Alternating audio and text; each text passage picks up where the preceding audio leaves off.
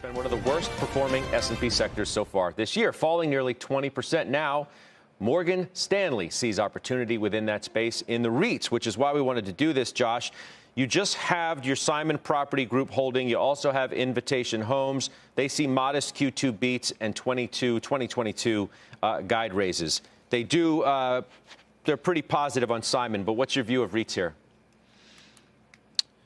I think it's been a tough year. It's been a tough year for these because they're so interest rate sensitive, right? This is the type of investment that would work better in a different kind of environment. But you have to play the hand that you're dealt. So I'm broadly positive on them. I think the only way to really think about REITs, though, is not tactically. I think you want to think about them strategically. They should inhabit a certain percentage of every investor's portfolio. And then you can kind of have that be within a band. But I don't think the decision is ever yes or no REITs.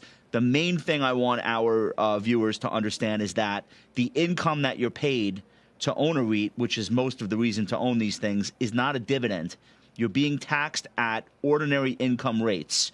So if you are going to buy VNQ, the Vanguard Real Estate ETF, for example, or you're going to pick one of the REITs I own, like Simon or Invitation Homes, you want to make sure, if possible, you own those in a tax-deferred account like an IRA. That way, you don't have to worry about being, if you're in a high tax bracket, you don't want to pay out 43% in taxes on that income if you can avoid it. So that would be, I think, the most beneficial way to own REITs. And yes, everybody should have some REITs in their portfolio. Brenda, American Tower is yours, and you call it an unconventional REIT. Yeah, I mean, I think when we think about real estate, our minds don't automatically go to, cell phone towers, but that's what this company is, a tower company.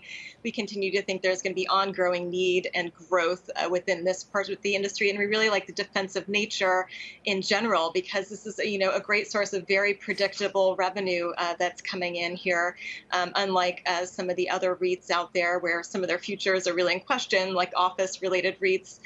This one, there's no question in our view that it's going to continue to be relevant and continue to grow here. So that's why we've chosen it out of the group, even though the yield is a little bit lower, just 2%, than some of the other options within the group. Jason Snipe, why no REITs?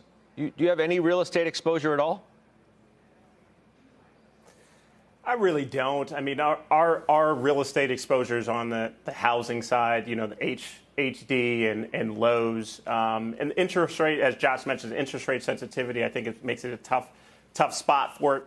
In this environment. But yeah, that's really our exposure at this stance. Okay.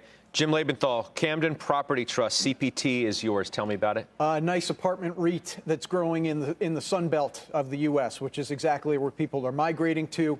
I'm not a big REIT fan, but I felt like I had to have some exposure, and this is the one I chose. Yeah, but obviously it's exceptionally rate sensitive.